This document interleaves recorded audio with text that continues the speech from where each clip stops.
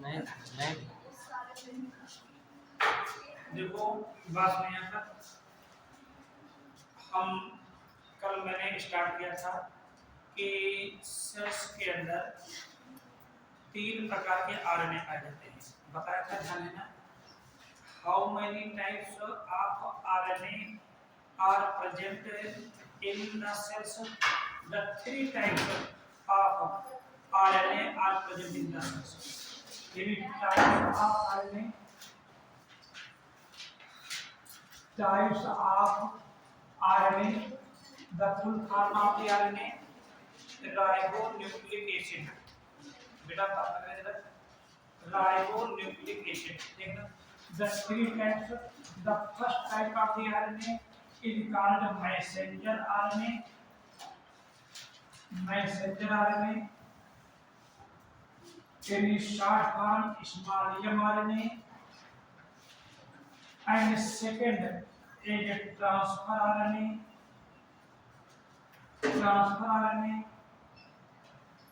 in small tRNA, and third is ribosomal RNA, in small rRNA। The 3 types of RNA, जिसमें से हम सब लोगों ने 2 प्रकार के आरएनए, यानी मैसेंजर आरएनए और ट्रांसफर आरएनए, इनको हम सब लोगों ने डिटेल से स्टडी कर ली थी with the help of the diagram, ठीक है। Today I start the third type of the RNA, is called ribosomal RNA. Ribosomal RNA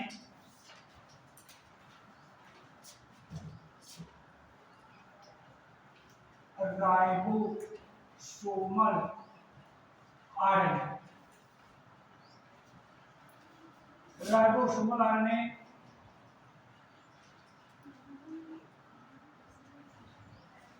जैसा कि नाम यहाँ पर लिखा हुआ है ना, राइबोसोमल आरएनए, तो ये राइबोसोम्स कहाँ पाए जाते हैं? यही अकरस या पाए जाते हैं। They are found inside the ribosomes। बेटा कहाँ पाए जाते हैं यार में ये? बोलो, राइबोसोम्स के अंदर पाए जाते हैं। ठीक, क्लियर हो गया आपका? राइबोसोम का ही निर्माण करते हैं, ठीक है। एंड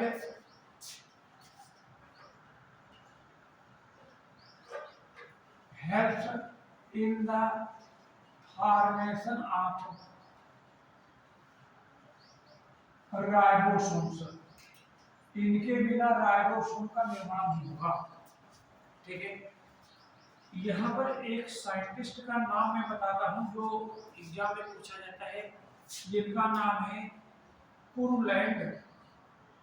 कुरलैंड ने जानते हो क्या किया था? इन्होंने यूज्ड टर्म आरआरएनए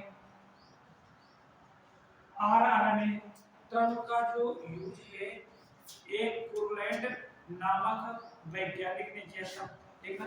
और ध्यान देंगे यहाँ पर ये जो आरएनए होते हैं insoluble in 1 m liquid nitrogen chloride solution. मतलब ये सोल्यूबल नहीं होते हैं, ये कैसे होते हैं? इनसोल्यूबल होते हैं, ठीक है।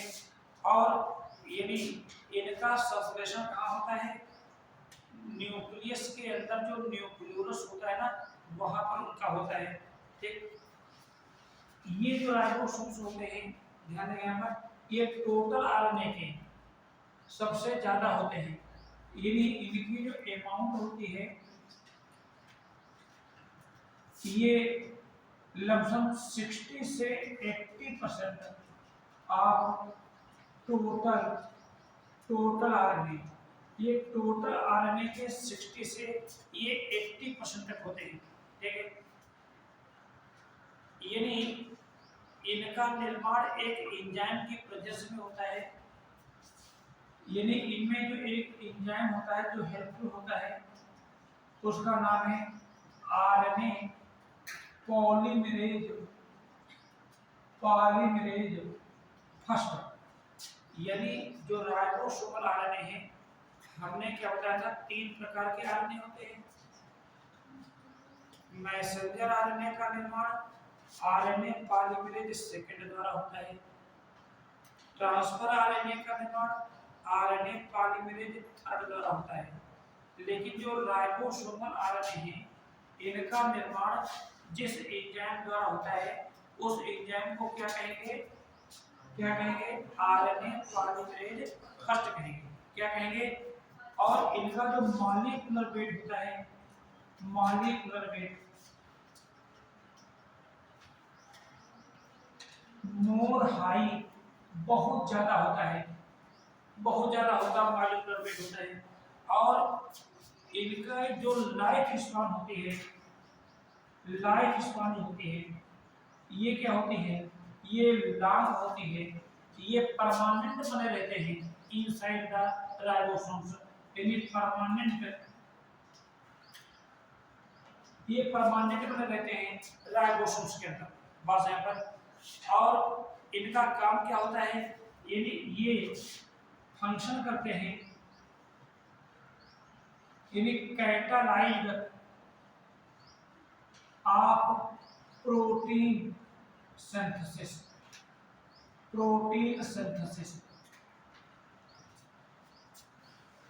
हमने क्या बताया, राइबोसोमल आरएनए राइबोसोम के अंदर पाए जाते हैं और राइबोसोम का निर्माण करते हैं। क्लियर बात यहाँ पर। और एक साइंटिस्ट जिनका क्या नाम था, कुरलैंड। क्या नाम है बेटा? कुरलैंड। उन्होंने सबसे पहले आरएनए शब्द का प्रयोग किया था। समझ में चला गया यहाँ पर। और ये इनसोल्युबल होते हैं, यानी इनसोल्युबल आरएनए कहलाएंगे। 1 सोडियम क्लोराइड के सॉल्यूशन में क्या होते हैं, इनसोल्युबल होते हैं। समझ में चला यहाँ पर।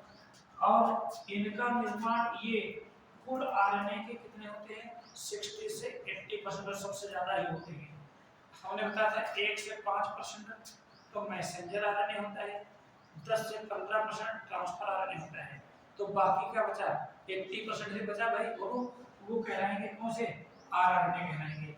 मॉलिक्यूलर वेट इनका बहुत ज्यादा होता है, लाइफ स्पान इनकी बहुत लंबी होती है, और ये प्रोटीन सिंथेसिस के प्रोसेस को क्या करते हैं, कैटालाइज करते हैं। हमने ये बताया कि ये आरएनए कहाँ पाए जाते हैं, बोलो, राइबोसोम के अंदर पाए जाते हैं, अभी मैंने बताया है। तो एक जो हमको ये देखना है कि राइबोसोम के अंदर जो आरएनए हैं, देखना ये कितने, किस टाइप के आरएनए हैं, आरएनए हैं। तो जैसे राइबोसोम जो है ना बेटा ना, ध्यान दीजिए यहाँ पर, राइबोसोम्स, राइबोसोम्स। तो राइबोसोम्स ये क्या है, सेल के अंदर पाए जाने वाले स्मॉलेस्ट सेल ऑर्गेनल है, नॉन मेम्ब्रेनस सेल ऑर्गेनल है। सेल के अंदर जो सेल ऑर्गेनल होते हैं ना, ये 2 तरीके के होते हैं। एक होते हैं मेम्ब्रेनलेस, दूसरे होते हैं मेम्ब्रेनस। तो मेम्ब्रेनलेस सेल ऑर्गेनल क्या है, राइबोसोम्स हैं, और एक है सेंट्रोसोम है। ठीक है।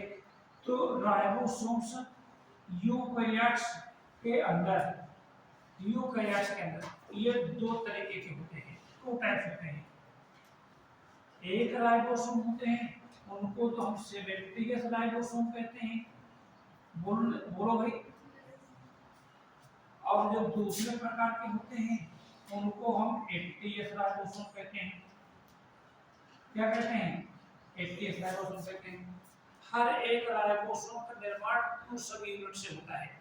तो जो 70s राइबोसोम है, इसमें जो स्मॉल सब यूनिट है और एक लार्ज सब यूनिट होगी। यहाँ पर जो लार्ज सब यूनिट होगी वो तो 50s कहलाएगी, और ये जो स्मॉल सब यूनिट होगी ये 30s कहलाएगी।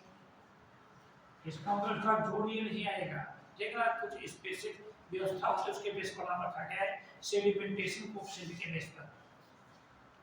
80s वाले जो राइबोसोम्स होते हैं, इनमें जो लार्ज यूनिट होती है वो 60s कहलाती है, और स्मॉल यूनिट होती है ये वो बेटा 40s कहलाती है। ये जो हर एक इसमें जो राइबोसोम होते आरएनए होते हैं, तो इसमें एक आरएनए जो होता है यहाँ पर ये होता है 5s टाइप आरएनए होता है, ये पहला होता है। और एक जो दूसरा होता है ना, वो कहलाता है 23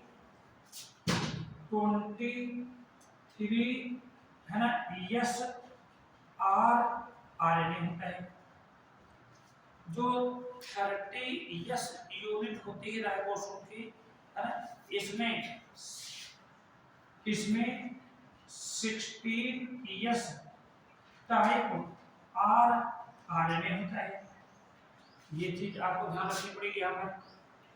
ये जो 80s राइबोसोम है, तो इस 80s राइबोसोम में लार्ज सब यूनिट क्या है 60s है। तो 60s राइबोसोम में ये तीन प्रकार के आरएनए होते हैं।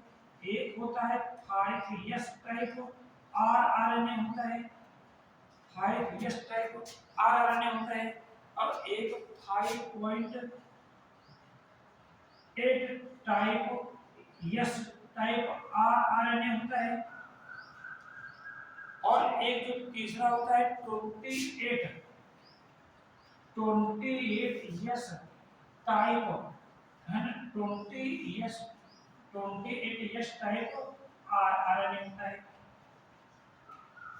40s जो सब यूनिट होती है, इसमें जो राइबोसोम होता है वो 18s टाइप आरएनए होता है। हमको ये बताना यहाँ बनाना पड़ा क्योंकि आपको जानकारी में चाहिए कि राइबोसोम के अंदर आरएनए होता है तो कहाँ होता है। मेरे पास यहाँ पर राइबोसोम्स 2 टाइप्स होते हैं, 70s और बोलो जो से 80s। 70s राइबोसोम में 2 सब होती है, 50s लार्ज सब होती है, और 30s स्मॉल सब होती है। ये जो 50s सब यूनिट है, इसमें जो राइबोसोम होगा आरएनए होगा वो 5s टाइप का होगा, और दूसरा होगा 20s टाइप होगा। 30s सब यूनिट है। क्वेश्चन बेटा यहीं पर रीड का करना है, ध्यान दीजिएगा। यहाँ पर 16s टाइप आरएनए है। जैसे क्वेश्चन पूछा जाए कि राइबोसोम की 70s राइबोसोम में जो 30s राइबोसोम यूनिट होगी, इसमें कौन सा आरएनए प्रेजेंट होगा, तो आपको यहाँ पर ध्यान देना पड़ेगा। कंफ्यूजन है नहीं बेटा, यहाँ बताइए। ठीक, अब देखिए जो 80s राइबोसोम है जिसमें 60s और 40s, 60s में क्या है ये 5s टाइप आरएनए है, यहाँ पर 5.8 यस आरएनए है, और 28 आरएनए है। यहाँ पर 18 है। दोनों में एक सिमिलरिटी पाई जाती है जो एग्जाम में क्वेश्चन पूछा गया कि किस टाइप का आरएनए, क्वेश्चन सुने ध्यान से, किस टाइप का आरएनए 70s राइबोसोम में होता है और 80s राइबोसोम होता है। तो हम यहाँ पर देख रहे हैं कि 50s यहाँ भी है और 50s 5s यहाँ भी है, 5s यहाँ भी है, 5s। तो इसका मतलब क्या हुआ कि दोनों प्रकार के आरएनए में, चाहे 70s हो या फिर क्या हो 80s हो, सभी में लेकिन क्या होता है, यानी 5s टाइप का आरएनए होता है। ये जो आरएनए है ना बेटा, इसकी जो मॉलिक्यूलर स्ट्रक्चर जो होती है ये फोल्डेड होगी इस प्रकार से, बहुत जगह, यानी कहीं पर जब फोल्ड बन जाती है इस प्रकार से, ठीक है ना। ये क्या है, ये न्यूक्लियोटाइड्स हैं। यहाँ पर जहाँ पे फोल्डिंग हो जाती है यहाँ पर, यहाँ पर क्या हो जाता है, ये हाइड्रोजन बॉन्डिंग हो जाती है। यहाँ क्या हो जाती है, ये हाइड्रोजन, जहाँ पर लूप नहीं बनता है वहाँ पर हाइड्रोजन बॉन्डिंग नहीं होती, लेकिन यहाँ पर लूप जहाँ पर गया वहां पर क्या होता है, हाइड्रोजन बॉन्डिंग हो जाती है। ठीक है, तो ये थे 3 प्रकार के आरएनए। ठीक है, हमने डीएनए के बारे में पढ़ाया है और डीएनए हम सब लोग पढ़ते आए हैं कि डीएनए एक हेरिडिटी मटेरियल है। क्या है बेटा, ये तो हेरिडिटी मटेरियल है। तो डीएनए एक हेरिडिटी मटेरियल है क्यों, देखा ना, हम इसके बारे में आपको बताएंगे डिटेल से। बात को जरा ध्यान सुनेंगे, एक एक पॉइंट समझेगा। यानी डीएनए क्या है, हेरिडिटी मटेरियल है। हेरिडिटी मटेरियल का मतलब क्या हुआ, हेरिडिटी मटेरियल का मतलब हुआ कि ऐसे केमिकल जो जेनेटिक इंफॉर्मेशन को सिंबल के फॉर्म में कोडेड करते हैं, ऐसे मटेरियल्स जो इंफॉर्मेशन को या कोई भी इंफॉर्मेशन को जो बॉडी के अंदर होती है उसको यानी सिंबल के फॉर्म में कोड करते हैं और उसको नेक्स्ट जनरेशन में ट्रांसमिट कर देते हैं और नेक्स्ट जनरेशन में वो कैरेक्टर्स अपीयर हो जाते हैं, विकसित कर देते हैं। तो उन्हीं को क्या कहते हैं, जेनेटिक मटेरियल या हेरिडिटी मटेरियल कहते हैं। The chemical substance which coded the information in the form of symbol and transmits into next generation and develops these characters into next generation are called hereditary material। बस मतलब 1926 से पहले लोगों को ये पता नहीं था कि डीएनए एक हेरिडिटी मटेरियल है। 1926 से पहले लोगों को ये पता नहीं था कि डीएनए ही क्या है, एक हेरिडिटी मटेरियल है। लेकिन उसमें लोग क्या मानते थे कि हेरिडिटी मटेरियल डीएनए नहीं है, प्रोटीन है। कुछ लोग आरएनए को भी मानते थे। लेकिन 1926 के बाद लोगों को ये जानकारी हुई कि जो हेरिडिटी मटेरियल होता है सेल्स के अंदर वो क्या होता है, डीएनए होता है। तो डीएनए एक हेरिडिटी मटेरियल है ना। इससे रिलेटेड कुछ एविडेंस है। तो मैं पढ़ाने जा रहा हूं कि एविडेंस ठीक है ना, from heredity materials, heredity material evidence क्या प्रमाण है भाई, प्रमाणों के बेस पर ही तो हम क्लियर करेंगे। बोलो भाई, प्रमाणों के बेस पर ही तो क्लियर करेंगे। तो इसमें जो फर्स्ट एविडेंस है, फर्स्ट जो एविडेंस है उसको कहते हैं Griffith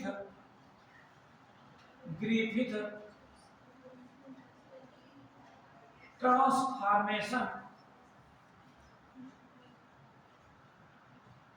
Griffith transformation experiment of bacteria. एक साइंटिस्ट जिनका नाम था फ्रेडरिक ग्रिफिथ, उन्होंने एक एक्सपेरिमेंट किया और उस एक्सपेरिमेंट के बेस पर लोगों को ये बताने की कोशिश की कि डीएनए एक हेरिडिटी मटेरियल हो सकता है। क्लियर है ना। तो फ्रेडरिक ग्रिफिथ ने अपना जो एक्सपेरिमेंट किया था, ठीक है, एक बैक्टीरिया पर किया था। वो बैक्टीरिया का नाम था स्ट्रेप्टोकाकस निमोनी। बेटा किस पर एक्सपेरिमेंट किया था, स्ट्रेप्टोकाकस निमोनी। ये जो बैक्टीरिया होता है ना, ये काज्ड निमोनिया एक ह्यूमन बीइंग पर, ये मानव में निमोनिया डिजीज प्रोड्यूस करता है। ये जो बैक्टीरिया होता है ये 2 डिफरेंट स्ट्रेन में प्रेजेंट होता है। हर एक बैक्टीरिया के अनेक स्ट्रेन होते हैं, कहते हैं ना कोरोना का नया स्ट्रेन आ गया, बस मतलब ये 2 डिफरेंट स्ट्रेन में है। एक स्ट्रेन का नाम है कि उसको कहते हैं वायरुलेंट स्ट्रेन। क्या कहते हैं बेटा बोलो? इसको हम यस स्ट्रेन के नाम से भी जानते हैं। और जो सेकंड टाइप जो स्ट्रेन है उसको हम नॉन वायरुलेंट स्ट्रेन कहेंगे। इसको हम आर स्ट्रेन के नाम से भी जाते हैं। ऐसा क्या होता है? ये जो वायरुलेंट स्ट्रेन है, ध्यान देंगे यहाँ पर, यदि इस पर पॉलीसेकेराइड का सेल प्रेजेंट होता है, यदि सेल ऑफ पॉलीसेकेराइड पॉलीसेकेराइड का सेल प्रेजेंट होता है, खोल प्रेजेंट होता है, जिससे इसकी जो सरफेस होती है ये स्मूथ होती है। किस प्रकार की होती है? स्मूथ होती है। तभी तो मैंने ये सिस्टम लिखा है। सरफेस कैसी होती है बेटा? स्मूथ होती है। बात समझ में आ रही है? और यही निमोनिया प्रोड्यूस करता है, यानी इसका नेचर पैथोजेनिक होता है। पैथोजेनिक होता है, यानी यही डिजीज प्रोड्यूस करता है। लेकिन जो नॉन वायरुलेंट स्ट्रेन है ना बेटा ना, इस पर यदि पॉलीसेकेराइड सेल होगा, पॉलीसेकेराइड जो सेल होगा ये एब्सेंट होगा, नहीं होगा। समझ में चीज आ रही है? और इसकी जो सरफेस होगी ये कैसे होगी? रफ होगी, रफ होगी, खुरदरी होगी।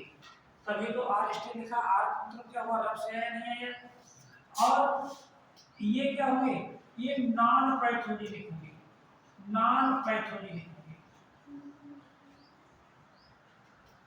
यदि ये डिजीज प्रोड्यूस नहीं करेंगे। फ्रेडरिक ग्रिफिथ ने इन दोनों टाइप वायरुलेंट को एक इंजेक्शन में भर करके लिविंग माउस के बॉडी में इंसर्टेड किया, इंट्रोड्यूस कराया। तो क्या रिजल्ट आया? देखिए, जब यहाँ पर हमने क्या बताया, ये जो वायरुलेंट स्ट्रेन है, यानी वायरुलेंट स्ट्रेन, वायरुलेंट स्ट्रेन है, ठीक, इनको जो हमने माउस की बॉडी में इंजेक्ट कराया तो माउस की क्या हो गई बेटा? डेथ हो गई, यानी माउस सफर करा निमोनिया। बात समझे यहाँ पर? यानी ये पैथोजेनिक, क्योंकि डेथ हो गई इनकी। क्यों हो गई? क्योंकि निमोनिया प्रोड्यूस हो गया। जब दूसरे प्रकार के यानी नॉन वायरुलेंट स्ट्रेन को देखिए माउस के बॉडी में इंट्रोड्यूस किया है तो डिजीज प्रोड्यूस नहीं हुआ। ये माउस जो थे ये जीवित बने थे। 2 एक्सपेरिमेंट करके देखा, एक फर्स्ट, एक सेकंड।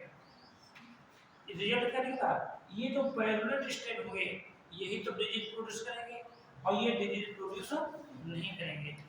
अब ग्रिफिथ ने क्या किया, यानी ये जो वायरुलेंट स्ट्रेन है ना, इनको हीट किल्ड कर दिया, हीट करके किल्ड कर दिया, heat killed virulent strain, virulent strain heat killed कर दिया बेटा। 90 या 100 डिग्री सेल्सियस टेम्परेचर पर हीट कर लो, बिल्कुल नष्ट कर दिया, मतलब मार दिया इनको, हीट किल कर दिया। अब क्या किया, इनको माउस की बॉडी में इंजेक्शन भर करके माउस की बॉडी में इंट्रोड्यूस कराया। तो क्या देखा, माउस में निमोनिया प्रोड्यूस नहीं हुआ, वो जीवित बने रहे। जब ये लिविंग थे, देखो ये क्या था बेटा, ये लिविंग थे, तब तो निमोनिया प्रोड्यूस करते थे, और वे हीट किल्ड हो गए तो निमोनिया प्रोड्यूस नहीं करते हैं। और ये तो ऑलरेडी जो लिविंग है ना, ये तो निमोनिया प्रोड्यूस करते ही नहीं है। बस यहाँ पर अब ग्रिफिथ ने क्या किया, ये जो हीट किल्ड ये जो वायरुलेंट स्ट्रेन है, हीट किल्ड वायरुलेंट स्ट्रेन, और ये जो लिविंग नॉन वायरुलेंट स्ट्रेन है,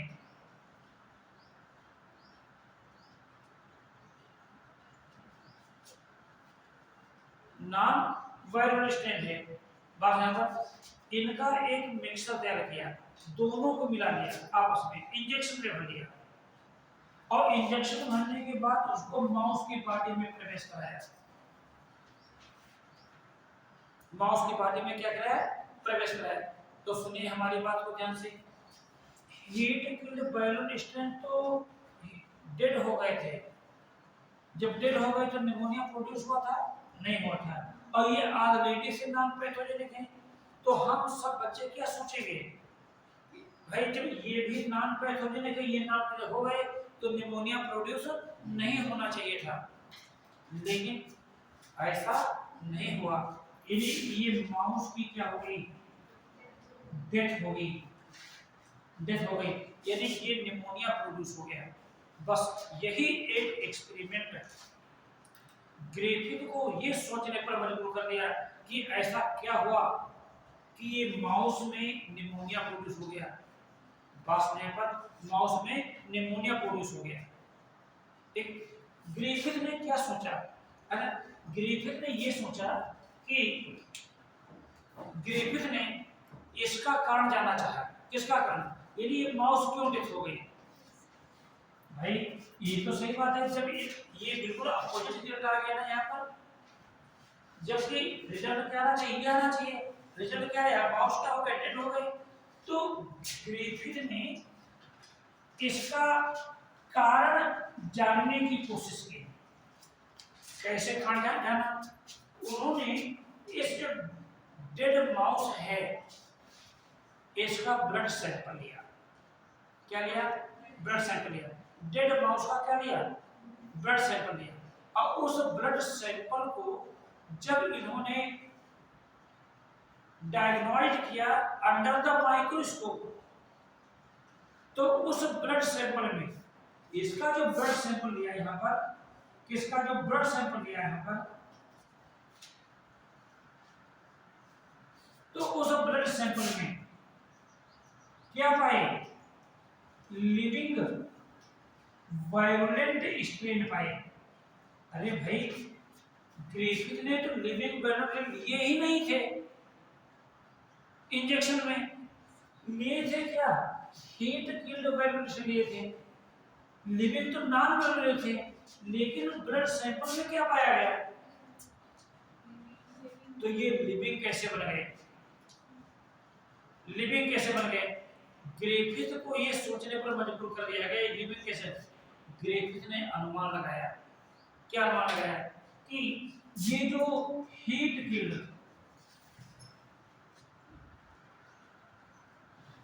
ये जो वायरुलेंट स्ट्रेन है, हीट किल्ड जो वायरुलेंट स्ट्रेन है, इन वायरुलेंट स्ट्रेन से एक कुछ केमिकल निकला होगा,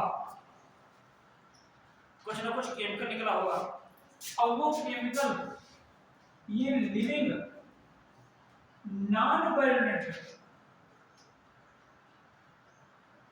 स्ट्रेन में पहुंचा, नॉन लिविंग वायरुलेंट स्ट्रेन पहुंचा। तो क्या हुआ कि जो नॉन लिविंग वायरुलेंट स्ट्रेन वाले जो बैक्टीरिया थे ये ट्रांसफॉर्म हो गए किसमें, लिविंग वायरुलेंट स्ट्रेन में, लिविंग वायरुलेंट स्ट्रेन में ट्रांसफॉर्म हो गए। मत फिर से बात में ग्रिफिथ ने क्या एनालिसिस की कि जो हीट किल्ड वायलेंट स्ट्रेन से एक ऐसा केमिकल रिलीज हुआ, एक केमिकल रिलीज हुआ होगा, तो वो केमिकल क्योंकि दोनों को मिक्स किया गया था, ये कहाँ आया, लिविंग नॉन वायलेंट स्ट्रेन में आया। तो ये नॉन लिविंग वायलेंट वाले ये किसमें कन्वर्ट हो गए, वायलेंट स्ट्रेन में कन्वर्ट हो गए। वो कौन सा केमिकल था भाई, वो कौन सा केमिकल था जो लिविंग नॉन वायलेंट को लिविंग वायलेंट स्टेट में बदल देता था। ग्रिफिथ उसका नाम नहीं जानते थे, ग्रिफिथ को ये पता नहीं था, उसने खाली ये अनुमान लगाया कि कोई ना कोई केमिकल होगा। एक वो केमिकल कौन सा था, ठीक है। ग्रिफिथ ने क्या किया था, ग्रिफिथ के अकॉर्डिंग यदि इस केमिकल ने लिविंग नॉन वायलेंट को लिविंग वायलेंट स्टेट में बदल दिया, इसीलिए इस एक्सपेरिमेंट को हम क्या कहते हैं, ग्रिफिथ ट्रांसफॉर्मेशन एक्सपेरिमेंट के नाम से जानते हैं। बस यहाँ पर ये एक्सपेरिमेंट 1928 में किया गया, 1928 में किया गया। ये जो केमिकल मेरे पास में यहाँ पर, ये जो केमिकल जो कन्वर्ट कर देता है लिविंग नॉन वायलेंट को किसमें, लिविंग वायलेंट में, वो केमिकल क्या था।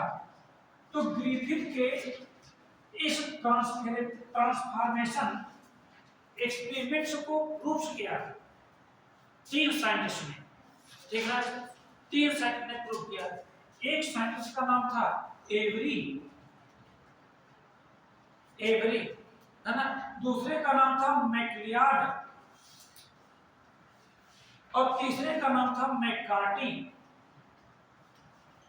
इन तीनों साइंटिस्ट ने उस केमिकल को बाहर निकाला, उसकी पहचान की जो क्या करता था, नॉन वायलेंट को वायलेंट स्टेट में क्या कर देता था, चेंज कर देता था, बदल देता था।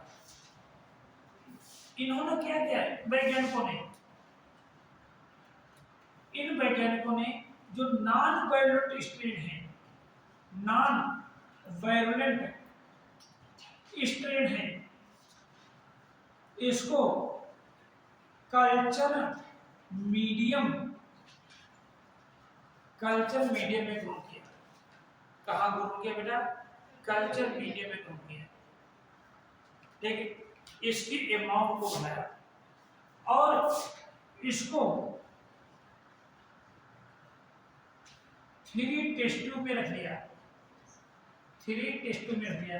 ये फर्स्ट टेस्ट ट्यूब थी, फर्स्ट, ये सेकंड थी और फिर ये क्या थी, ये थर्ड थी। हमने इसकी जगह पर स्लाइड भी दे सकते हैं, ऐसी कोई बात नहीं है। यदि एक स्लाइड ये थी जगह पर, बस यहाँ पर। अब इन्होंने क्या किया, ये जो वायलेंट स्ट्रेन है, इस वायलेंट स्ट्रेन से, वायलेंट स्ट्रेन से ये 3 केमिकल सेपरेट किए। एक केमिकल का नाम था, डीएनए को आइसोलेट किया, एक आरएनए को आइसोलेट किया और प्रोटीन को भी आइसोलेट किया, प्रोटीन को भी आइसोलेट किया। इन्हें वायलेंट स्ट्रेन से 3 जो केमिकल है, 3 केमिकल, इनको आइसोलेट किया। अब एक स्लाइड पर ये डीएनए को मिला दिया, दूसरे में आरएनए को मिला दिया,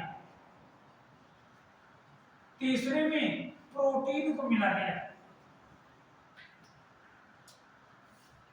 समझ में से आगे जो मैं पढ़ा रहा हूं। अब मिलाने के बाद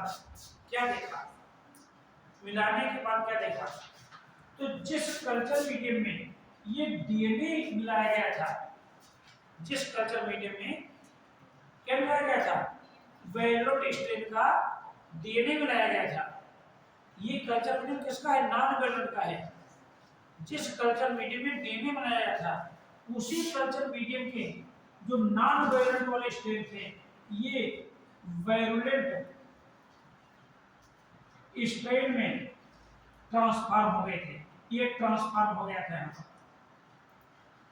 लेकिन जिस कल्चर मीडियम में आरएनए गिराया गया था तो इसमें नो ट्रांसफॉर्मेशन,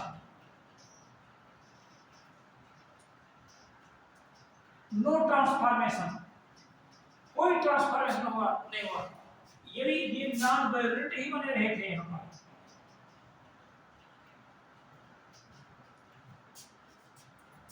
जो थर्ड में यहाँ पर जो प्रोटीन मिलाया गया था तो यहाँ भी नो ट्रांसफॉर्मेशन,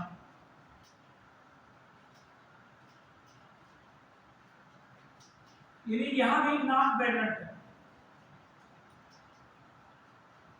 बने रहे। तो बताइए भाई आप लोग ध्यान से कि जिस कल्चर मीडियम में ये मान लेते हैं कि हेरिडिटरी मटेरियल प्रोटीन होता तो प्रोटीन वाले में ट्रांसफॉर्मेशन हो जाना चाहिए। यदि आरएनए हेरिडिटरी मटेरियल है तो इसमें हो जाना चाहिए। यदि मान लेते डीएनए मान तो इन दोनों में तो हुआ नहीं, किसमें हुआ बोलो भाई? जिस कल्चर मीडियम में डीएनए मिलाया गया था उसी कल्चर मीडियम में जो नॉन वायलेंट वाले बैक्टीरिया वायलेंट स्ट्रेन में ट्रांसफर हो गए थे। इसका मतलब ये होता है कि डीएनए एक हेरिडिटरी मटेरियल है। इन तीनों वैज्ञानिकों ने अपने इस एक्सपेरिमेंट को थोड़ा सा और बेहतर तरीके से समझाने की कोशिश की। क्या किया उन्होंने?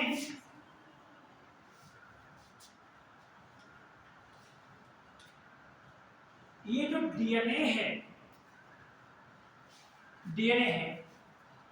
इस डीएनए को डीएनएज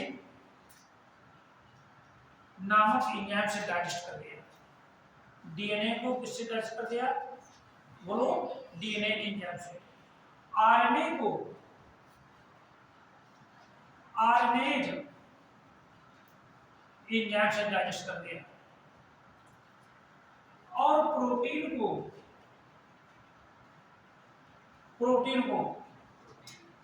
प्रोटीएज एंजाइम से डाइजेस्ट कर दिया। ये सब किसमें? ये violent strain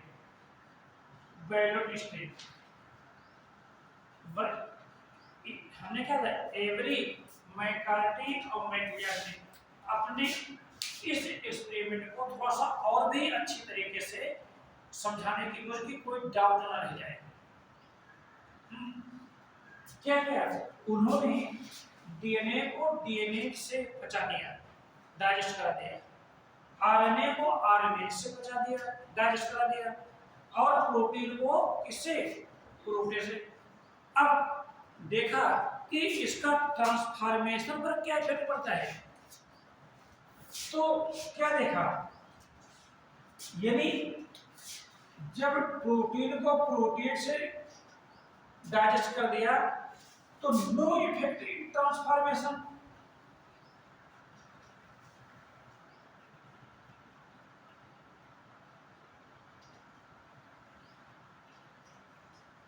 RNA no effect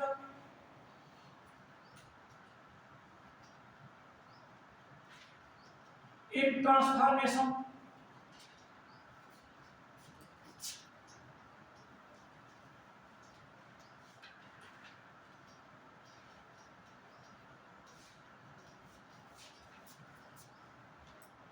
क्योंकि इनमें केवल आरएनए प्रोटीन तो डाइजेस्ट था, डीएनए तो डाइजेस्ट नहीं था। ठीक, यानी ट्रांसफॉर्मेशन वैसे होता रहा, ट्रांसफॉर्मेशन पर कोई प्रभाव पड़ा नहीं। यानी आरएनए को डाइजेस्ट करने पर प्रोटीन को डाइजेस्ट करने में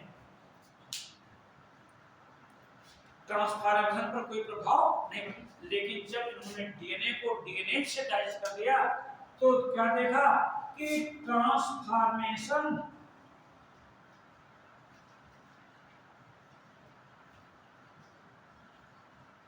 इनहिबिट्स, रुक गया। ट्रांसफॉर्मेशन क्या हो गया, रुक गया। बात है यहाँ पर क्यों रुक गया, क्योंकि डीएनए डाइजेस्ट कराएगी। यदि डीएनए डाइजेस्ट न होता तो ट्रांसफॉर्मेशन होता। तो इसका मतलब क्या हुआ कि ये डीएनए क्या है, एक हेरिडिटरी मटेरियल है। एवरी मैकार्टी मैक्लियाड ने ये प्रयोग के माध्यम से लोगों को बताने की कोशिश की कि डीएनए एक हेरिडिटरी मटेरियल है, जेनेटिक मटेरियल है, and transmit the hereditary characters into next generation, और हेरिडिटरी कैरेक्टर्स को अगली पीढ़ी में ले जाने का कार्य करता है। एवरी मैक्लियाड मैकार्टी का ये एक्सपेरिमेंट 100% सही नहीं था कि डीएनए एक हेरिडिटरी मटेरियल है। डीएनए एक हेरिडिटरी मटेरियल है 100%, इसको प्रूव किया दो वैज्ञानिकों ने मिलकर के। देखा, दो वैज्ञानिकों ने मिलकर प्रूव किया, और उन वैज्ञानिकों का नाम था, एक का नाम था हर्शे और दूसरे का नाम था चेज। ठीक ना, दो वैज्ञानिकों। तो आइए देखते हैं क्या है experiment of Hershey and chase.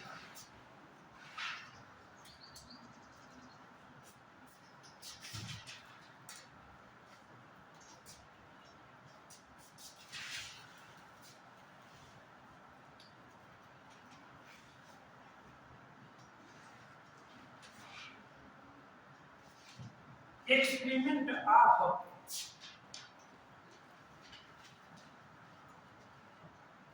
Hershey and chase. Hershey and chase का जो क्या है, ये एक्सपेरिमेंट है। ये क्या है, सुनिए ध्यान से। ये हर्शे और चेज ने अपना एक्सपेरिमेंट बैक्टीरियोफेज पर किया था। किस पर किया था बेटा, बैक्टीरियोफेज पर किया था।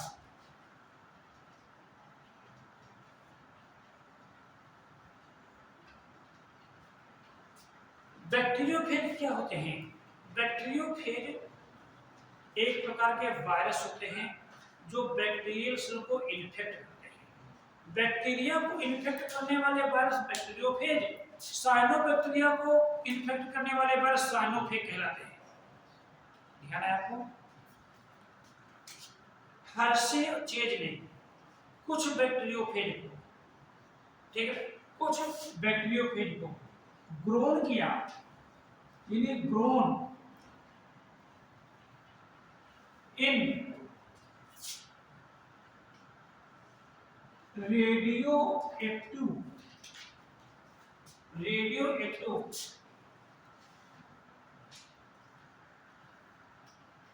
फास्फोरस मीडियम P32 में, P32 में हो गया। तो कुछ बैक्टीरियोफेज को ग्रोन किया इन रेडियोएक्टिव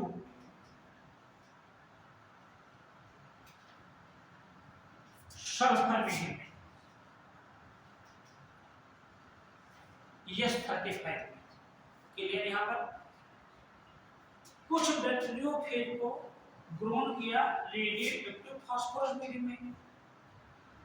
तो जिन बैक्टीरियोफेज को रेडियोएक्टिव फास्फोरस मीडियम में ग्रो किया, तो उनका जो डीएनए था बिकम्स रेडियोएक्टिव। इसका डीएनए तो रेडियोएक्टिव हो गया, बट द प्रोटीन कोट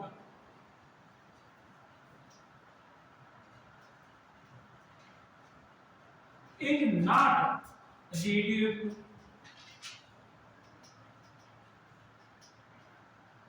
लेकिन इनका प्रोटीन कोड रेडियोएक्टिव नहीं हुआ। बस यहाँ पर जिन बैक्टीरियोफेज को रेडियो एक्टिव सल्फर मीडियम में ग्रहण किया तो क्या देखा, इनका जो प्रोटीन कोड था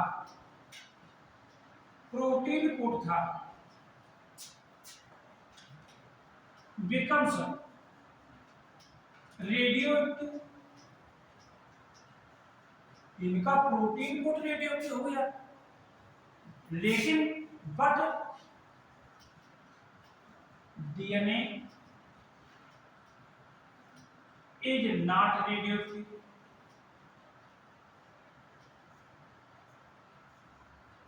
लेकिन इनका डीएनए रेडियो एक्टिव नहीं हो पाया। देखिए रीजन क्या है, हमने डीएनए की मॉलिक्यूलर स्ट्रक्चर पढ़ाई है और डीएनए के मॉलिक्यूलर स्ट्रक्चर में न्यूक्लियोटाइड होते हैं। DNA is polymers of the deoxyribonucleotide और हर एक न्यूक्लियोटाइड में फॉस्फेट होता है, single molecule of the phosphate. तो जिन बैक्टीरियोफेज को रेडियो एक्टिव सल्फर मीडियम में ग्रो कराया उनका डीएनए ये तो रेडियो एक्टिव हो गया, लेकिन प्रोटीन कोड रेडियो एक्टिव नहीं हुआ। वायरस फॉस्फेट का यूज डीएनए के फॉर्मेशन में करते हैं और जिन बैक्टीरियोफेज को रेडियो एक्टिव सल्फर मीडियम में ग्रो कराया उनका प्रोटीन कोड रेडियो एक्टिव हो गया, लेकिन प्रोटीन कोड किसका बना होता है, सल्फर का बना होता है। प्रोटीन कोड में क्या होता है, सल्फर होता है, ठीक। लेकिन डीएनए रेडियो एक्टिव नहीं हो पाया। अब हर्षे ने इन दोनों प्रकार के बैक्टीरियोफेज, एक बैक्टीरियोफेज जिनका तो रेडियो एक्टिव है ना डीएनए है और दूसरा बैक्टीरिया जिसका रेडियो एक्टिव क्या है, प्रोटीन कोड है, इसको अलग अलग बैक्टीरियल सेल में इंसर्टेड किया, प्रवेश का इन्फेक्टेड कराया। तो देखा क्या, एक ही ध्यान दिया तो एक ही बैक्टीरियोफेज है, देखो ये एक बैक्टीरियोफेज है, यहाँ पर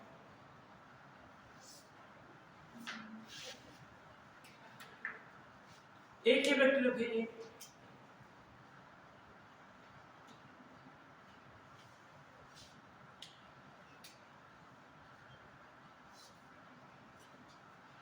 और एक ये बैक्टीरियोफेज है।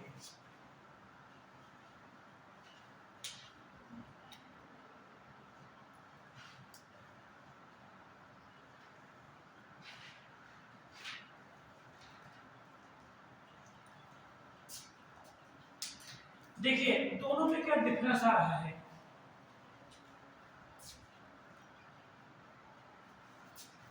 ये जो हमने ब्लू कलर को जहां पर शो किया है, ब्लू कलर ये रेडियो एक्टिव को शो कर रहा है, यानी मतलब क्या हुआ, ये रेडियो एक्टिव ये प्रोटीन कोड है और यहां पर क्या है, ये रेडियो एक्टिव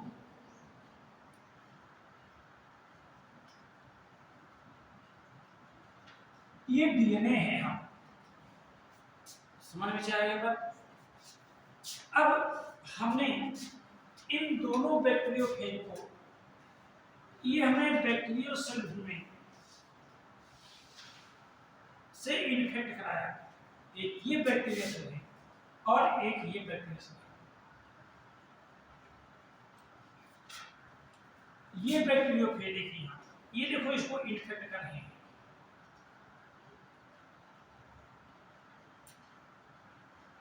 ये इन्फेक्ट कर रहे हैं।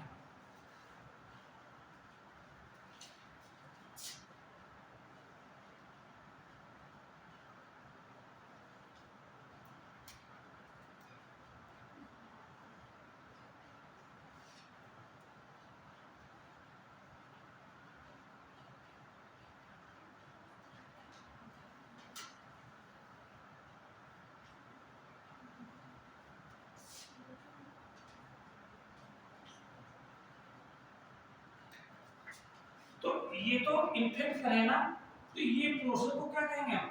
इसको कहेंगे इन्फेक्शन। इन्फेक्शन कहेंगे। क्या कहेंगे हम? इन्फेक्शन कहेंगे। समझ में से आया यहाँ पर? यहाँ पर इन्फेक्शन हो गया यहाँ पर। अब इन्फेक्शन के बाद हम जानते हैं कि पोस्ट इंसेक्टाइज होते हैं। इसके बाद जो सेकंड स्टेप है इसको इन्फेक्शन कहेंगे। इसके बाद ब्लेंडिंग करते हैं। क्या करते हैं? ब्लेंडिंग करते हैं। तो ब्लेंडिंग में क्या होता है? ये जो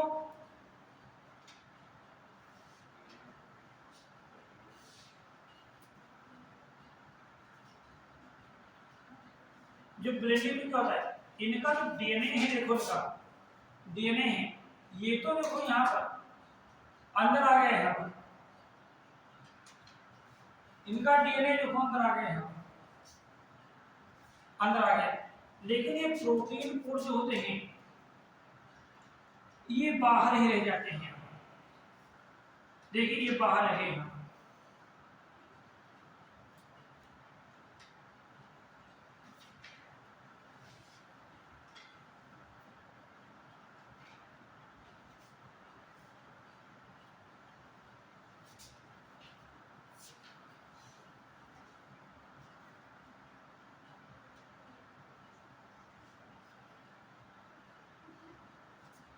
बात समझ पर?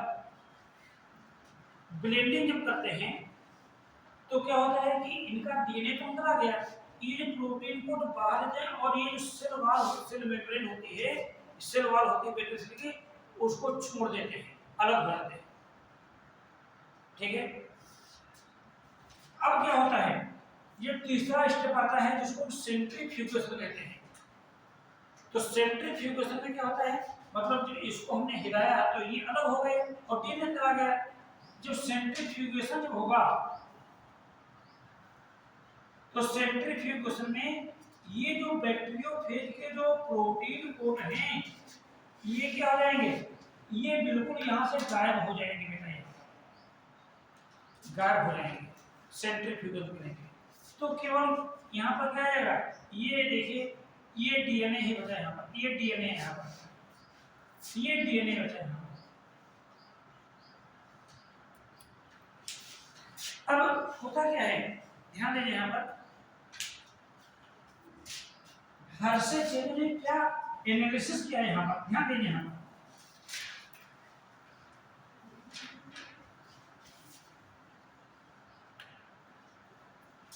ये जो बैक्टीरियल सेल है, ये बैक्टीरियल सेल, इसमें डीएनए जो है ना कैसा है, रेडियो एक्टिव है।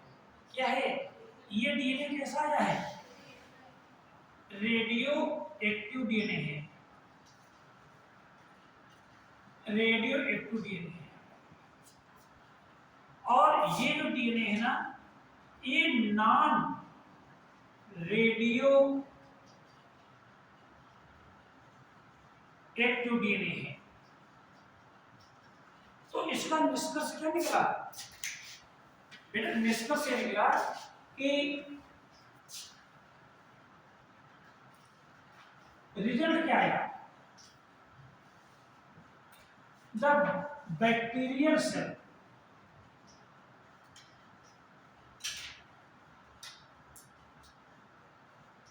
which contain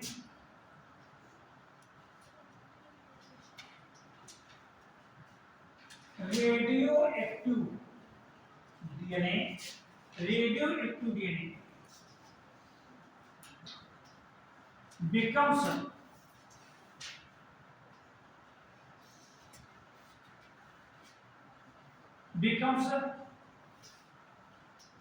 radioactive।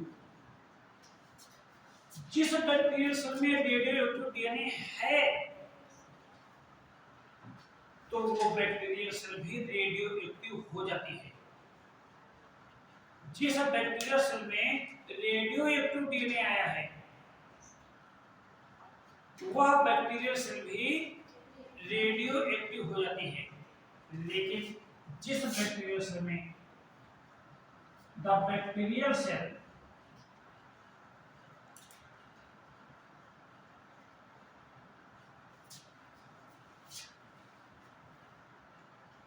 Without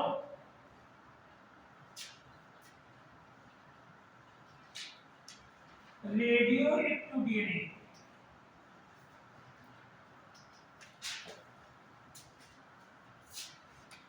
not converts into radioactive.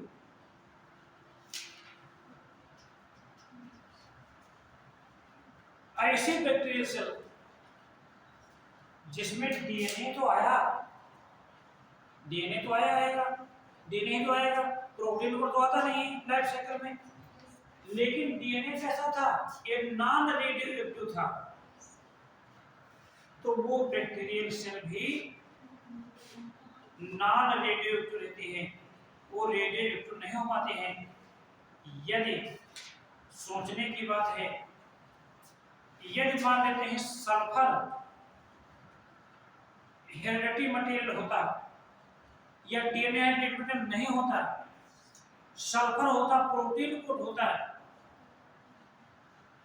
तो ये बैक्टीरियल सेल भी रेडियो एक्टिव हो जाना चाहिए था, लेकिन ऐसा नहीं हुआ। वो बैक्टीरियल सेल रेडियो एक्टिव हुई जिसके अंदर रेडियो एक्टिव डीएनए आया था।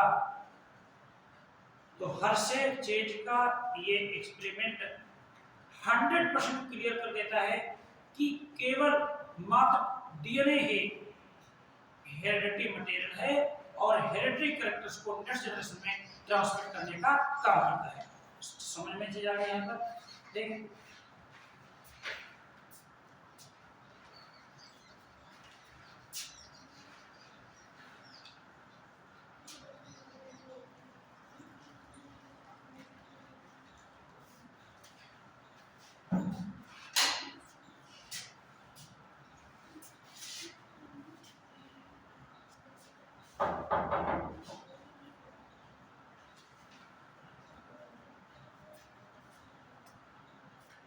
कोई इसमें डाउट इन क्वेश्चनों में?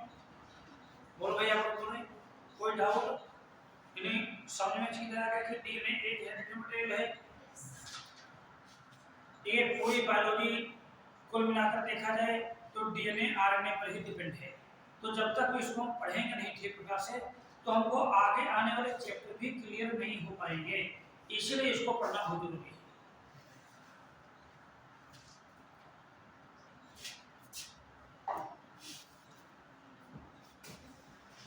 ये जो डीएनए होता है ना, आपने देखा होगा, ये जो सेल होते हैं, कोशिकाएं होते हैं, जब डिवाइड होती हैं, क्या होती हैं? डिवाइड होती हैं। तो जब कोशिकाएं डिवाइड होती हैं, 1 से 2 कोशिकाएं बनती हैं, 2 से 4 बनती हैं, 4 से 8 बनती हैं, ये क्रम चलता रहता है। बस यहाँ पर तो उनमें कोशिकाएं चाहे तो माइटोसिस जब डिवीजन होगा तो कोशिकाएं चाहे तो बने, लेकिन उसमें जो क्रोमोसोम्स की जो संख्या होती है, डीएनए की जो मात्रा होती है, वो पेरेंट सेल के बराबर होती है। ये तो हम सब लोग जानते हैं। तो पेरेंट्स ज्यादातर सेल्स में डीएनए की मात्रा पेरेंट सेल के डीएनए की मात्रा के बराबर कैसे होगी, ये प्रश्न उठता है। तो डीएनए में एक प्रक्रिया होती है, उसमें क्या होता है, एक डीएनए का जो अणु होता है अपने समान दूसरे डीएनए अणु का निर्माण करता है। मेरे बात सुनो हमारी, हमने कहता है डीएनए के अणुओं में एक प्रक्रिया होती है जिसमें एक डीएनए का जो अणु होता है अपने जैसे दूसरे डीएनए अणु का क्या कर लेता है, निर्माण कर लेता है। इस प्रक्रिया को हम नाम देते हैं डीएनए रेप्लिकेशन।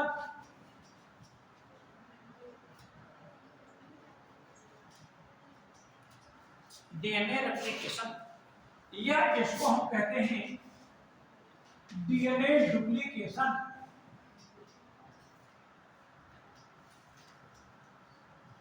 डीएनए डुप्लीकेशन, ये डीएनए रेप्लिकेशन है क्या? यानी कहने मतलब क्या हुआ, ये पेरेंट्स डीएनए है ये पेरेंट डीएनए है और इस पेरेंट डीएनए से बनेंगे 2 डॉटर डीएनए बनेंगे, 2 डॉटर डीएनए बनेंगे। और ये डॉटर जो डीएनए होंगे ये पेरेंट डीएनए के बिल्कुल समान होंगे, डिफरेंशिएशन नहीं होगा। तो इसी प्रोसेस को हम क्या कहेंगे, the process of formation of daughter DNA molecule from the parent DNA molecule the is called, क्या कहेंगे इसको हम, रेप्लिकेशन कहेंगे, या इसको हम क्या कहेंगे, डुप्लीकेशन कहेंगे। ये जो रेप्लिकेशन की जो प्रोसेस होती है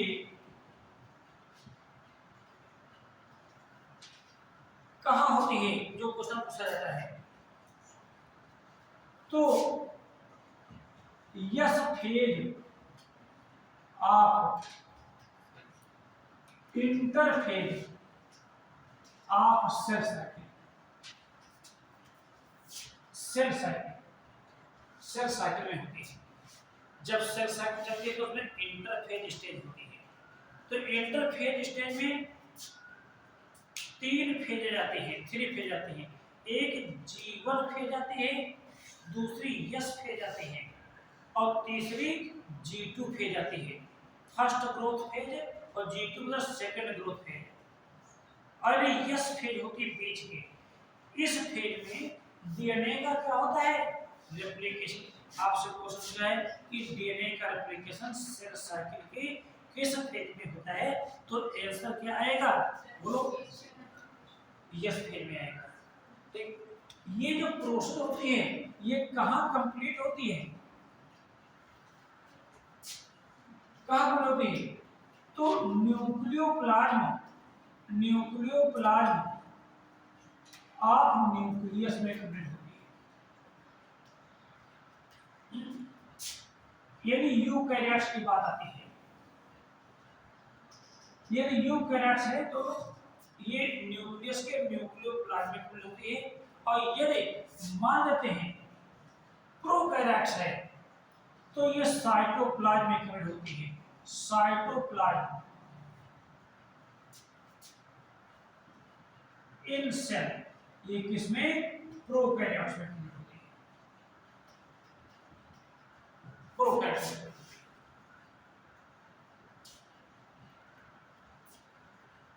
एक खास बात और होती है, जब डीएनए का जो रेप्लिकेशन होता है तो डीएनए किस फॉर्म में होता है, डबल स्ट्रैंड, किस फॉर्म में होता है। तो हमको ये भी नहीं कि both strand of DNA molecule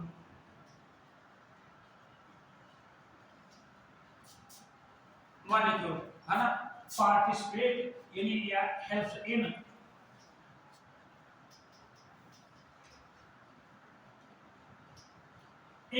replication. हम आगे आने वाले क्लास में एक पढ़ाएंगे, इसको कहते हैं ट्रांसक्रिप्शन, जिससे डीएनए से आरएनए बनेगा। तो कल ही हमने बताया था जब डीएनए से आरएनए बनेगा यानी ट्रांसक्रिप्शन होगा तो डीएनए के दोनों स्ट्रैंड इन्वॉल्व नहीं हुए, एक इन्वॉल्व हुआ। लेकिन हमने क्या बताया कि जब ये जो रेप्लिकेशन की जो प्रोसेस होगी तो उसमें दोनों स्ट्रैंड क्या होंगे, इन्वॉल्व होंगे। ये जो प्रोसेस होती है पूरी पूरी, इसमें अनेकों एंजाइम्स इन्वॉल्व होते हैं। आइए देखते हैं कि पूरी इस रेप्लिकेशन में कौन से एंजाइम इन्वॉल्व होते हैं और उनका क्या काम है। यही एग्जाम से बार बार एग्जाम में पूछे जाते हैं और स्टूडेंट उनके फंक्शन को नहीं बता पाता है, लिख नहीं पाता है और नंबर कमाते हैं। तो यदि enzymes used in DNA replication,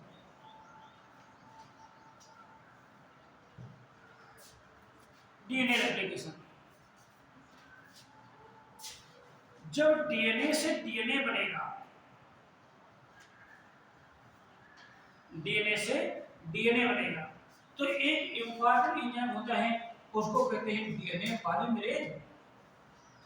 पहला एंजाइम क्या होता है बेटा, बोलो।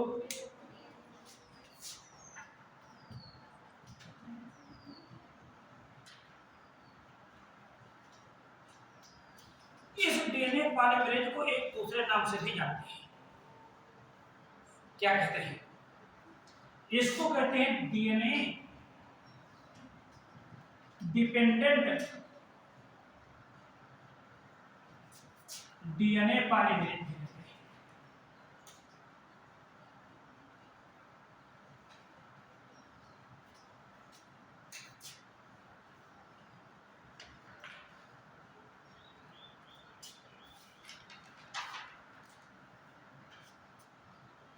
ये जो डीएनए पॉलीमरेज एंजाइम है, यही जो होता है कि न्यू स्ट्रैंड का फॉर्मेशन करता है, यानी इसका काम क्या होता है,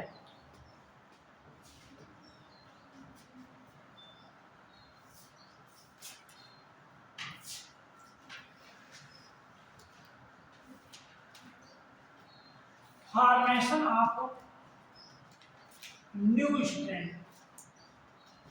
जैसे कि ध्यान दें यहाँ पर, ये एक क्या है, ये डीएनए है, यहाँ पर देखो भाई, ये क्या है, ये डीएनए है, ये डीएनए से देखिए ये अलग अलग हुआ, ये स्ट्रैंड अलग हो गया, ये स्ट्रैंड हो गया, तो इस पर एक स्ट्रैंड बनेगा, इस पर एक स्ट्रैंड बनेगा, बस यहाँ पर न्यू स्ट्रैंड बनेगा। तो इस नए स्ट्रैंड का जो फॉर्मेशन करता है वो डीएनए पॉलीमरेज एंजाइम कहलाता है। ये जो डीएनए पॉलीमरेज एंजाइम है, ये कई तरीके के होते हैं, ठीक है। एक होता है DNA polymerase first, DNA polymerase first. ये जो डीएनए पॉलीमरेज फर्स्ट है, ये करता क्या है, स्टिमुलेट्स द रेप्लिकेशन, ये रेप्लिकेशन की प्रोसेस को स्टिमुलेट करता है, रेप्लिकेशन की प्रोसेस को क्या करता है, प्रेरित करता है, स्टिमुलेट करता है। इसी प्रकार से similarly the DNA polymerase second, ये डीएनए पॉलीमरेज सेकंड, ये क्या करता है, ये डीएनए की रिपेयर करता है। ये क्वेश्चन पूछा जाए, जैसे क्वेश्चन यही बोले कि डीएनए बने तो आप कहेंगे, लेकिन कहीं पर ये लिखा हो कि function of the DNA polymerase first, तो आप कहेंगे सर ने ये तो कोई क्वेश्चन तो बताया नहीं था, तो कंफ्यूजन हो जाएगा। तो उस कंफ्यूजन को मैं यहाँ पर दूर कर रहा हूँ। ये डीएनए की क्या करता है, रिपेयर करता है, ये डीएनए की क्या करता है, रिपेयर करता है। डीएनए पॉलीमरेज थर्ड,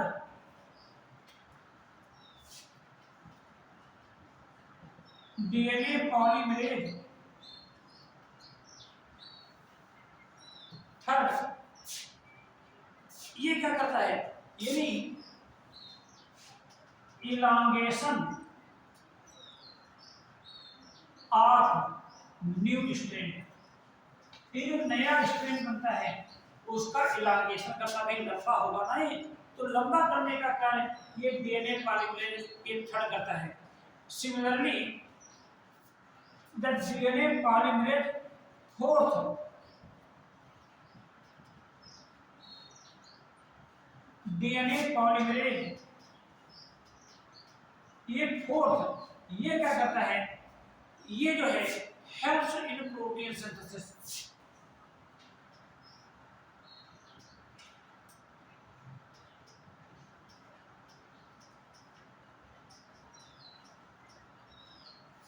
क्या करता है, प्रोटीन सिंथेसिस में क्या करता है, हेल्प करता है, सहायता करता है।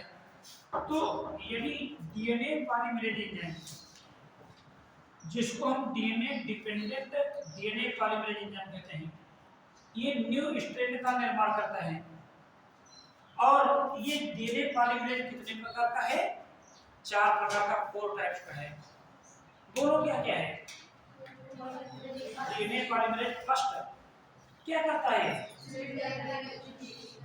और डीएनए पॉलीमरेज सेकंड ये डीएनए की रिपेयर करता है।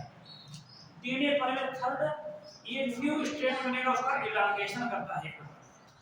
और डीएनए पॉलीमरेज फोर्थ ये क्या करता है, प्रोटीन सेल के अंदर जो प्रोटीन अनुक्रम है उसको कमेंट करता है। देखिए यही नहीं कुछ अदर एंजाइम भी होते हैं। जो सेकंड एंजाइम होता है, जो सेकंड एंजाइम होता है जो डीएनए रेप्लिकेशन में इन्वॉल्व होता है उसको कहते हैं टोपो आइसोमेरेज। टोपो आइसोमेरेज ये टोपो आइसोमेरेज तो यूकैरियोटिक सेल्स में होता है।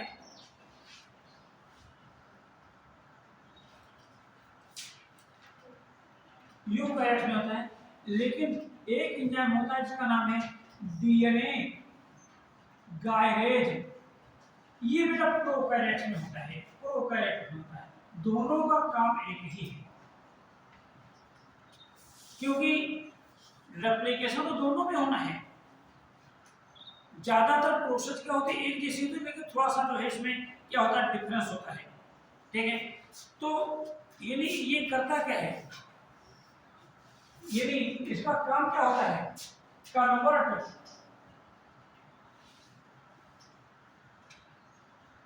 Super coiled DNA into uncoiled conditions. ये जो डीएनए का है ना, ये बिल्कुल ऐसे होता है जैसे इलेक्ट्रिक का वायर होता है ध्यान है, जिसमें दो तार होते हैं, जुड़े हुए होते हैं।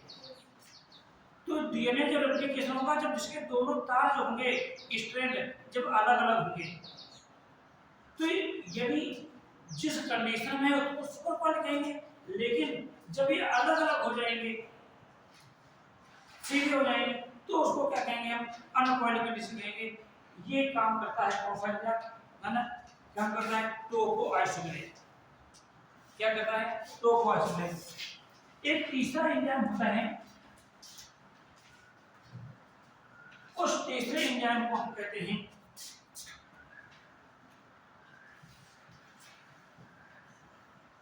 Helicase.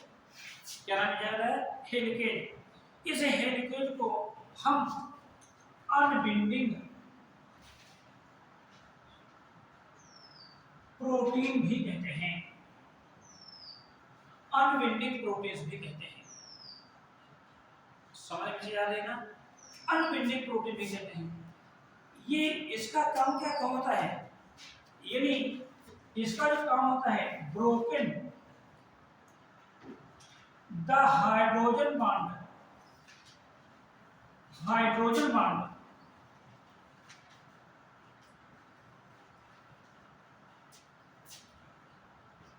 in between nitrogenous bases of both strand। दोनों स्ट्रैंड जो होते हैं ना, उनके जो न्यूक्लियोटाइड के जो नाइट्रोजनस बेस होते हैं एक दूसरे से हाइड्रोजन बॉन्ड से जुड़े रहते हैं। हेलिकेज एंजाइम को कट करने का कार्य करता है, तोड़ ब्रोकन करता है, तभी तो ये अलग अलग होंगे। यहाँ पर जैसे ही यहाँ पर हमने क्या होता है कि ये जैसे है, ये है देखिए यहाँ पर, ये है यहाँ पर, तो देखिए ये आगे यहाँ पर हेलिकेज एंजाइम काम करेगा, जिससे ये आगे बढ़ेगा, ये दोनों जो होंगे ओपन हो जाएंगे यहाँ बस है पर। और ये जो भाग बनती है चिमटी जैसी, ये formation of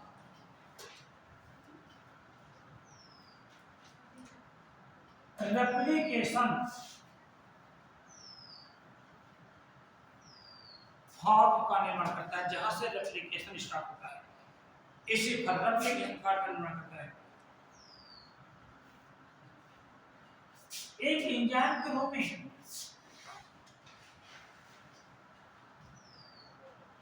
single stranded binding protein होती है।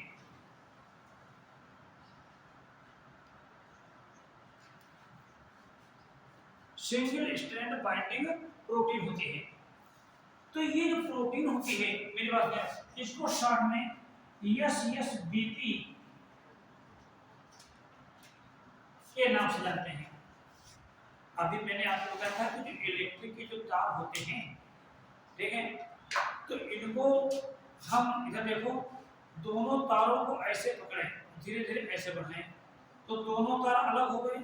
बोलो भाई, अलग हो जाएंगे, अलग हो जाएंगे।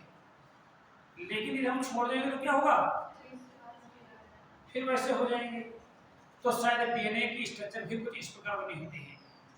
तो हेलिकेज ने अपना काम तो किया, लेकिन ये हाइड्रोजन जो बांड होते हैं कर तो गए, इनके बीच में इतना एट्रैक्टिव फोर्स होता है कि ये फिर तुरंत आ जाए, तो फिर अपनी जगह पर वापस ना आए दोनों स्ट्रैंड। इसके लिए ये सिंगल स्ट्रैंडेड बाइंडिंग प्रोटीन होती है जो एक क्रिप्ट जैसा काम कर देते हैं। बात मतलब जिससे क्या हो जाता है, यानी ये फिर आपस में जो होते हैं ये मिलने नहीं पाते हैं। ये जो डीएनए का रेप्लिकेशन होगा, ये जो डीएनए रेप्लिकेशन होगा, इसमें जो नया स्ट्रैंड डीएनए का बनेगा, तो नया स्ट्रैंड सीधे ये डीएनए पॉलीमेरेज एंजाइम सीधे नहीं बना पाता है। तो उन न्यूक्लियोटाइड्स के जो डीएनए के जो होंगे उनको जोड़ने के लिए एक प्राइमर की आवश्यकता होती है। हम क्या होता है, जैसे जिप है, जिप में आगे कुंडी लगी होती है। कुंडी मतलब वो जो है श्रृंखला, उसका कोई पार्ट नहीं, वो क्या कर जोड़ने का काम करती है।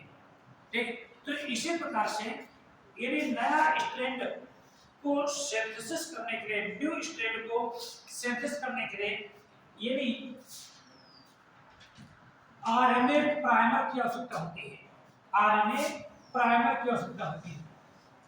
और ये जो आरएनए प्राइमर होते हैं उनका निर्माण एक एंजाइम करता है, उसका नाम है आरएनए पॉलीमरेज।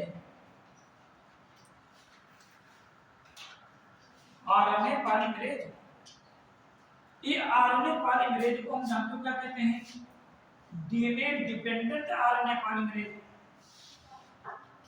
डीएनए पहले का डीएनए डिपेंडेंट डीएनए पॉलीमरेज लिखा था, अब क्या है डीएनए डिपेंडेंट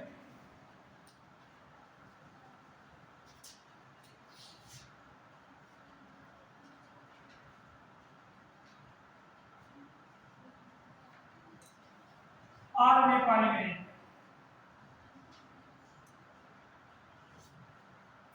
ठीक, ये क्या करेगा, ये synthesis of RNA primer, RNA primer बनाएगा। क्या बनाएगा, आरएनए प्राइमर। ये आरएनए प्राइमर क्या होते हैं, ये आरएनए के छोटे छोटे फ्रेगमेंट होते हैं। इनमें OH ग्रुप जो होता है वो नए न्यूक्लियोटाइड को जोड़ने का कार्य करता है। ठीक है, ये डीएनए के जो खंड होते हैं उन खंडों को जोड़ने के लिए, उन खंडों को जोड़ने के लिए एक एंजाइम काम करता है, जोड़ने वाला एंजाइम, उसको डीएनए लाइगेज कहते हैं।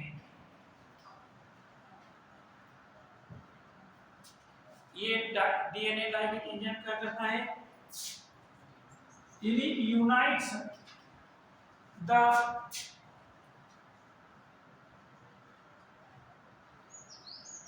fragments of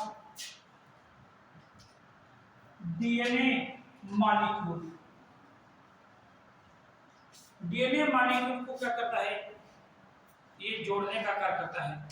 DNA molecule, DNA जो फ्रेगमेंट होते हैं, जैसे एक फ्रेगमेंट है, एक फ्रेगमेंट है, एक फ्रेगमेंट है, तो इनको जोड़ने के लिए डीएनए पॉलीमरेज जो होता है ये कार्य करता है। ये जो डीएनए के रेप्लिकेशन की जो प्रोसेस होती है, इसमें कई स्टेप इन्वॉल्व होते हैं। सबसे पहले क्या होता है, ये जो डीएनए जो सुपर कॉइल्ड कंडीशंस है, सुपर कॉइल्ड कंडीशन है, ये अनकॉइल्ड कंडीशन में कन्वर्ट हो जाती है। न्यूक्लियस के न्यूक्लियोप्लाज्म में 4 प्रकार के डीऑक्सीराइबोन्यूक्लियोटाइड्स पाए जाते हैं, जो मोनोफॉस्फेट के फॉर्म में होते हैं, जो इनएक्टिव फॉर्म में होते हैं। ये एटीपी से फॉस्फेट ग्रुप्स को लेकर के ये एक्टिवेट हो जाते हैं और ये ट्राइफॉस्फेट में बदल जाते हैं। क्या बदल जाते हैं? ट्राइफॉस्फेट बदल जाते हैं। डीएनए का जो रेप्लिकेशन ऐसा नहीं होता है कि जहां मन हो तहां से स्टार्ट हो जाए। डीएनए का रेप्लिकेशन कुछ विशिष्ट बिंदु होते हैं, वहां से प्रारंभ होता है। इन बिंदुओं को हम रेप्लिकेशन ओरिजिन कहते हैं। इन ओरिजिन को सी ओरी नामक वैज्ञानिक ने खोजा था। उनको हम ओरी के नाम से भी जानते हैं। जो यूकैरियोटिक डीएनए होता है, इसमें अनेकों ओरी हो सकते हैं, क्योंकि यूकैरियोटिक डीएनए बहुत लंबा होता है। लेकिन जो प्रोकैरियोटिक डीएनए है, इसकी अमाउंट कम होती है, सर्कुलर होता है और इसमें केवल एक ही ओरी होता है। यूकैरियोटिक डीएनए में अनेकों ओरी होती हैं। ओरी क्या होते हैं? जहां से रेप्लिकेशन क्या होता है, ये स्टार्ट होता है। ठीक है। अब जैसे मान लेते हैं ये क्या है, ये डीएनए है, ये देखिए इस प्रकार से ये तो ये क्या रहेगा, ये ओरी कहलाएगा, ये ओरी कहलाएगा। ठीक, ये क्या करेंगे, ये ओरी का ये सब डायग्राम आपके पास भेजे गए हैं, क्योंकि यहाँ पर सब डायग्राम बना करके पूरी प्रोसेस को एक्सप्लेन कर पाना संभव नहीं है, इसीलिए हमने मेहनत करके डायग्राम हमने भेज दिए हैं। डायग्राम जो बुक उस पर नहीं बने हुए हैं, जिससे पूरी चीज वहां पर ये क्लियर हो रही है। ठीक है। फिर क्या होता है, ठीक है ना, यहाँ पर ये जो हेलिकेज एंजाइम का नाम बताया ना, वो दोनों हाइड्रोजन बॉन्ड को ब्रोकन करता है और ये एक जो है रेप्लिकेशन फॉर्म बन जाती है। यहाँ पर इस प्रकार से एक वाई शेप्ड जो है स्ट्रक्चर बन जाते हैं, जिसको क्या कहते हैं, रेप्लिकेशन फॉर्म कहते हैं। और हर एक रेप्लिकेशन फॉर्म पर एक नया स्ट्रैंड बनेगा। तो जो नया स्ट्रैंड बनेगा मेरे पास में, उसकी जो पोलैरिटी होगी ये 5 प्राइम से 3 प्राइम ही होगी। तो ये जो होगा ये 3 प्राइम है, ये 5 प्राइम है। डीएनए का डायग्राम देखेंगे यहाँ पर। तो डीएनए का नया स्ट्रैंड बनाने के लिए यहाँ पर एक हमको ये आरएनए प्राइमर की आवश्यकता होगी। आरएनए प्राइमर की आवश्यकता होगी। ये आरएनए प्राइमर ये जो न्यूक्लियोटाइड्स होंगे डीएनए के, उनको जोड़ता जाएगा और एक नई चेन बनती जाएगी और ये चेन एक कंटीन्यूअस रूप में होगी, सतत रूप से बनेगी। और इस चेन को हम क्या कहेंगे, लीडिंग स्ट्रैंड कहेंगे। क्या कहेंगे इसको? लीडिंग स्ट्रैंड कहेंगे। ये सब उसमें लिखा हुआ है, तो आप देखिएगा। लेकिन यहाँ पर थोड़ा सा आपको कंफ्यूज, हमने ये बताया कि 5 प्राइम से 3 प्राइम डायरेक्शन में होगा डीएनए का निर्माण। तो 5 प्राइम तो यहाँ है, तो यूं तो इधर चलेगा तो उल्टा हो जाएगा। तो यहाँ पर एक जो होगा ये आरएनए प्राइमर होगा। ये आरएनए प्राइमर ये इतना बना लेगा, ये 5 प्राइम से 3 प्राइम बनाएगा, ये डायरेक्शन बन जाएगी। यहाँ पर तो केवल एक प्राइमर की आवश्यकता हुई ना, यहाँ पर आरएनए, और यहाँ पर ये दूसरा आरएनए प्राइमर दूसरा डीएनए खंड बना लेगा। यहाँ पर ये तीसरा आरएनए प्राइमर तीसरा डीएनए खंड बना देगा। इन डीएनए के छोटे छोटे खंडों को एक वैज्ञानिक थे जिनका नाम था ओकाजाकी। क्या नाम था? उन्होंने खोज निकाली थी और इन खंडों को क्या कहते हैं, ओकाजाकी फ्रेगमेंट कहते हैं। तो ये जो होगा ये डिसकंटीन्यूअस हो जाएगा। अब ये आरएनए प्राइमर को अलग कर दिया जाएगा एंजाइम की हेल्प से। यहाँ भी तो डीएनए के फ्रेगमेंट ही बचेंगे, और ये जो डीएनए के जो फ्रेगमेंट बचेंगे, ठीक है, इनको हम डीएनए लाइगेज के एंजाइम की सहायता से जोड़ करके हम नया डीएनए बना देंगे। एक डीएनए से 2 डाटा डीएनए बन जाएंगे, ठीक है ना। ये जो 2 डाटा डीएनए बनेंगे, इसमें एक स्ट्रैंड पुराना होगा, एक पहले का होगा ना, और एक क्या होगा, ये नया होगा। यदि जब एक नया डीएनए बनता है जिसमें एक स्ट्रैंड पुराना होता है, एक क्या होता है, नया होता है, तो डीएनए की रेप्लिकेशन की इस विधि को हम सेमी कंजर्वेटिव मैनर कहते हैं। सेमी कंजर्वेटिव मतलब क्या होता है कि the 50% DNA of parent DNA is get conserved in the daughter DNA. यानी हमने क्या बताया कि डीएनए का जो 50% पार्ट है, डीएनए का जो 50% पार्ट है वो पेरेंट डीएनए में कंजर्व होगा। जो नया डीएनए बनेगा उसमें से डीएनए का जो आधा भाग है, यूं कहें, वो पेरेंट डीएनए का होगा, अर्ध संरक्षित होगा। डीएनए रेप्लिकेशन एक सेमी कंजर्वेटिव मैनर है। यानी क्या होता है कि कहने मतलब है कि 50% of parent DNA it get conserved in the daughter DNA. हम जो कल की जो नेक्स्ट जो क्लास होगी, मैं आपको ये पूरा एक्सप्लेन करके कहूंगा कि 50% जो डीएनए है पेरेंट डीएनए का, वो कैसे कंजर्व हो गया, किस प्रकार कंजर्व हो गया, ठीक है, जिसको वैज्ञानिकों ने अपने प्रयोग से, है ना, इस प्रयोग से क्या किया था, प्रूफ किया था। ठीक है, नेक्स्ट बेटा।